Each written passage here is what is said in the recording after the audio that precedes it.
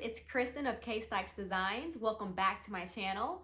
If you're new here, don't forget to hit the subscribe button. Thank you for tuning in. We hit 300 subscribers last week. I can't thank you enough. Today I'm going to discuss porosity. So the porosity of your hair is your hair's ability to absorb and maintain moisture. Understanding your hair's porosity is really a good baseline for building a healthy regimen because it very closely deals with what products are going to work best for you and identifying how moisture affects your hair. I'm going to cover the different types of hair porosity, why I want to do this test, and I'm going to do the test for you so we'll figure out what my hair porosity is and you can replicate this at home to test your hair porosity. I think because, no, I'm saying I think, girl, you know, because of my hair porosity, I'm gonna have to tweak something in my regimen. So I'm going to tweak that and recreate my protective style live for you. Low porosity hair means that the cuticles of your hair shaft are very tightly bound. It's really difficult for water to get into your hair. Like if you literally took strands of low porosity hair, put water on it, the water will probably beat up and roll off. It's really important that you wash with warm water. It's really important that you process your conditioner with heat. For me, there is no putting it on and just walking around the house. Steamer is a must. A hooded dryer with a plastic cap is a must. This hair is also a little bit more protein adverse, so you don't need protein every week. I showed you all my every other method. I've even showed you all a couple times where I doubled up on moisture. Low porosity hair does not need a ton of really heavy butters and silicone-based products. You put a couple things in your hair and it's way down like that.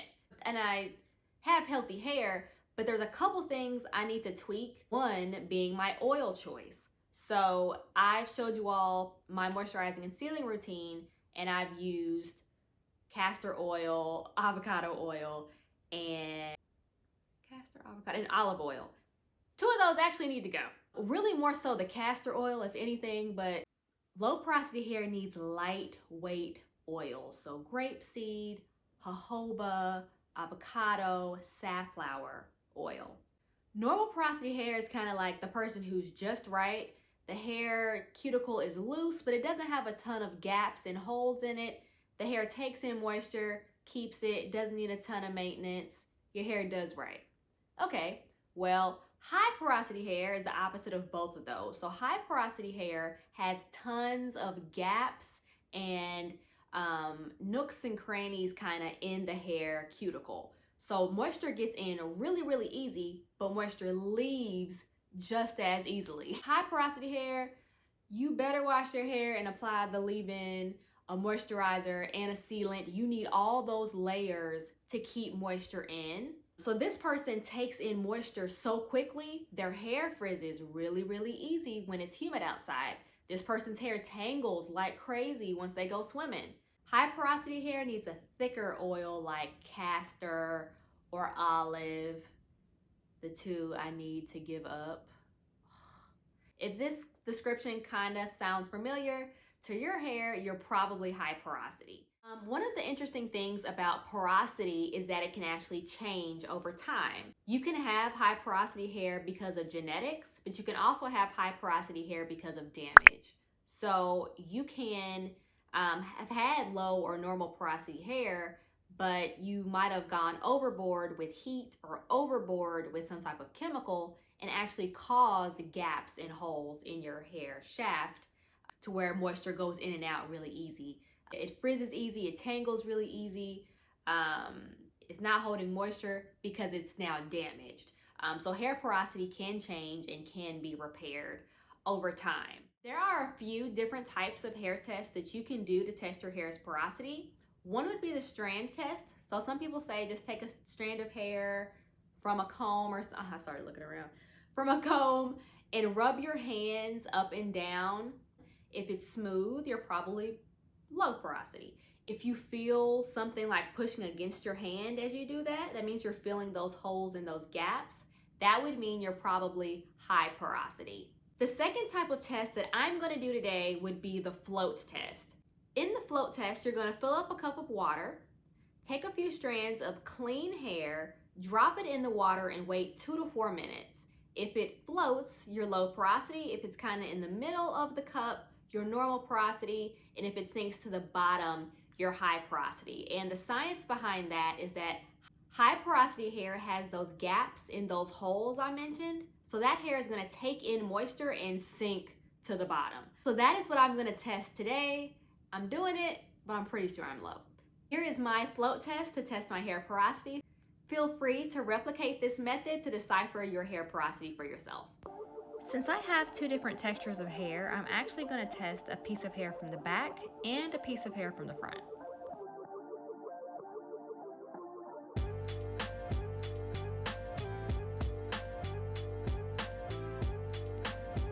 I grabbed my steamer box to try to create a little bit of a contrast to better display the hair floating at the top.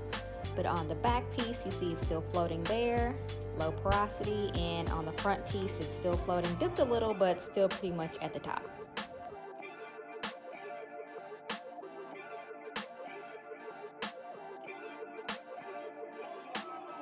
It's pretty straightforward, pretty simple. I will note that some disagree with the float test. They don't feel like it's necessarily a scientific way to test your hair's porosity. So I would definitely lean on the descriptions of low, normal, and high. Again, just personally, I know my hair takes an extremely long time to dry. It gets weighed down really easy. I don't need a ton of protein. I realized my oils I was using in my hair were a little too heavy. Overall, I can say, Kristen, you're probably low porosity. Because of that, I recognize that I'm gonna have to switch my oils. So I am going to try out grapeseed oil. I happen to just have it. I know Hairlicious uses jojoba oil, so I might try that one in the future. I kind of washed my hair on Instagram to the point of hair porosity. Y'all, my hair is still wet in here. Right here, my hair is still damp, just a little bit. Girl. And I do air dry, but like, I kind of try to air dry without any leave-in in it because it takes so long to freaking air dry. I'm gonna moisturize and seal my hair as if it's nighttime with my new grapeseed oil, since I have to make a switch. The science tells me I should use grapeseed oil. And yet still, I just don't want to do it. Just because I don't. Like, no other reason. I just don't want to. I want to use what I've been using. I have told you all that I prefer to do LCO, which is leave-in, cream, and then oil. So I make a leave-in myself. The point of the L step really is just to be liquid. Oh, it hurts. Woo!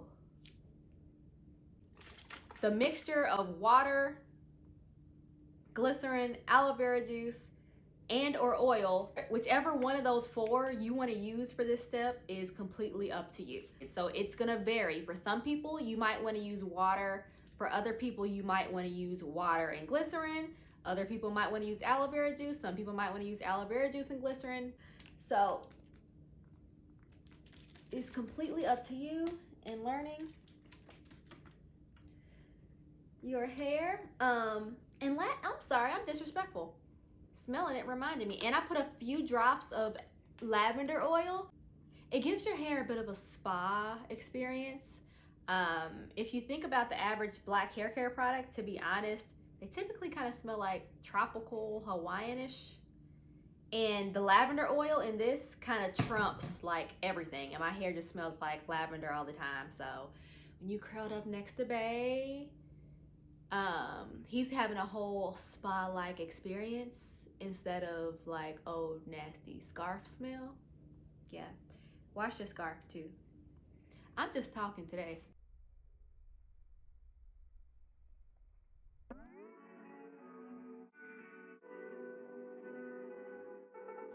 Oh, 1 mile in fog patches and showers early Friday, but improving to greater than 6 miles on Friday morning. Stars shining bright above me. Night breezes seem to whisper that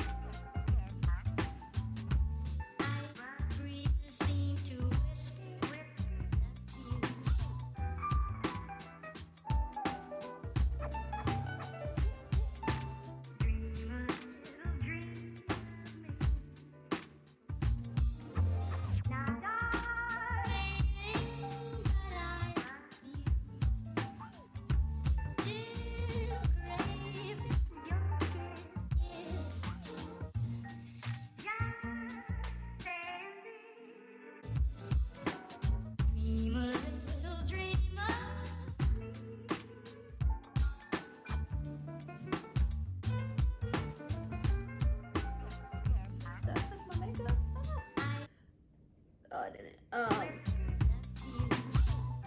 Suggestion that Saturday night, sensational double thrill, stock car spectacular at 7:30 at noon.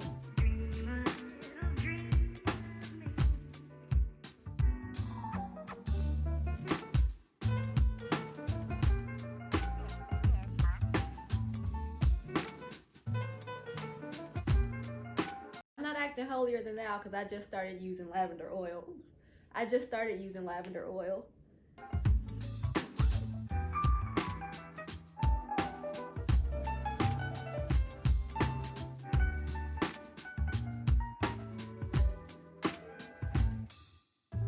Stars shining bright above you. Night breezes seem to whisper that sycamore tree. Dream a little dreamer. One of the reasons why I'm able to stretch my relaxer so far is that my new growth is really, really taken care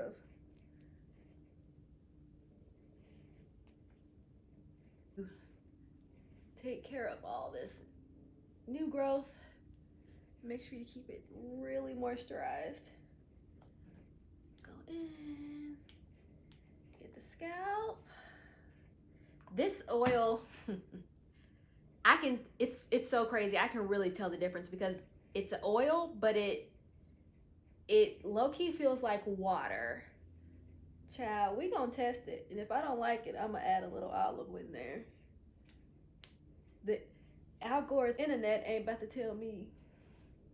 The internet said this is what you need to use. I'm over here now. Girl, be quiet and just try it. Stars shining bright above you. Night breezes seem to whisper that sycamore tree. Dream a little dreamer. Yep. I'm sitting there, yep, my hair fits that description. It does that, and that. Okay, these are the type of products you need to use. Me. I'll think about it. Woo! Told y'all that my hair is 4B in the back. It is doing its own, like, it has its own life. It really like has its own life. Okay. Now my entire head is moisturized.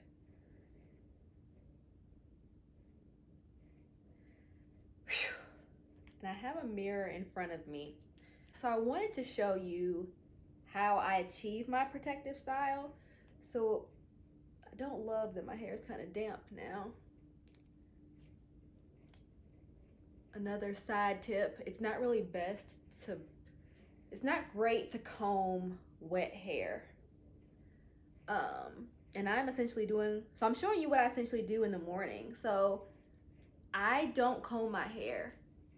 I want you all to see how serious I am about protective styling. Protective styling means your ends are protected and you're not gonna comb through your hair. You don't have the ability to, and I guess technically because it's a bun, I do have the ability to, but I don't. So I typically,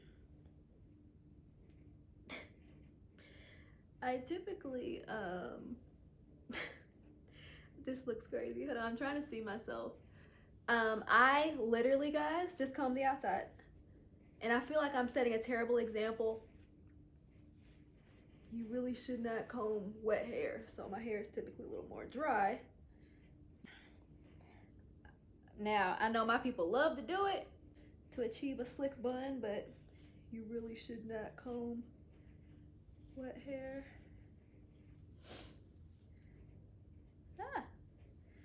So we comb, oh.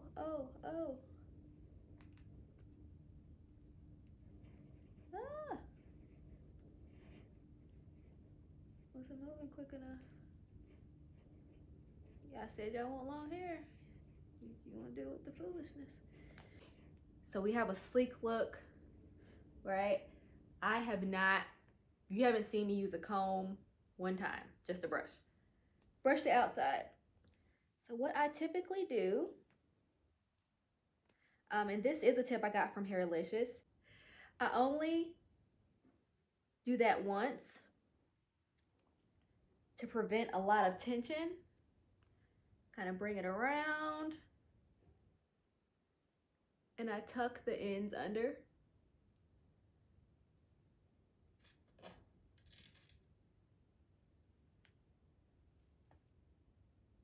Purposely use these, and we got our bun, and we good to go. The easiest protective style ever, and it's free. The best part is that it's free. And she's out the dough. High bun, low bun. You could braid the bun and just twist it around and go. If your hair can fit into a bun, that is the easiest protective style to reach for. It's been highly effective in growing my hair out. Oh, I didn't put my baby hair bike. Easy to achieve, easy to maintain by yourself. I moisturize and seal just how I showed you at night. Get up in the morning and brush my hair into a bun and go downstairs and hop on a WebEx. Let it chill, have a healthy regimen, and I promise you it will grow. Thank you so much for watching. This information on porosity will be great to help guide you as to figuring out what works best for your hair. See, I'm even working through when you learn new information, you have to apply it and change, even if it's not what you're accustomed to. So you see that I am also in that boat. I'm not perfect. I'm still learning things. I'm still figuring things out. But thank you for watching. Thank you for subscribing, and I hope you continue to learn with me. Bye, guys.